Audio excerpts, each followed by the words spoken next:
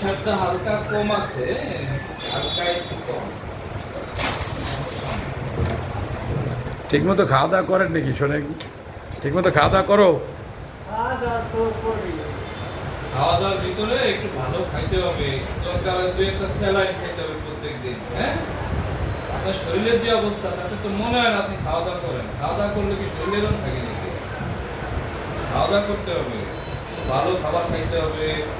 হ্যাঁ, তারপর একটু স্যালাইন খাবেন, গরমে ঘামান না, স্যালাইন খাবেন। ভালো কি খাবো? ভালো তো শেষ নাই, আপনার যা সামর্থ্য সে অনুযায়ী খাবেন আপনি।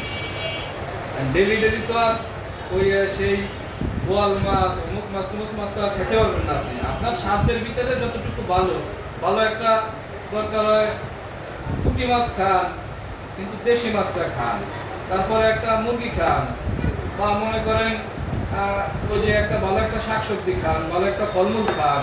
হ্যাঁ, কম দামের ভিতরেও ভালো খাওয়া যায়, কমের ভিতরে ভালো খাওয়া যায়। ঠিক আছে, ঠিকমতো খাবা কিন্তু। পেট ভরে ভাত খান, ঠিক আছে? বিড়ি সিগারেট খাবা না। কালকে বাদ দিয়েছে মাছ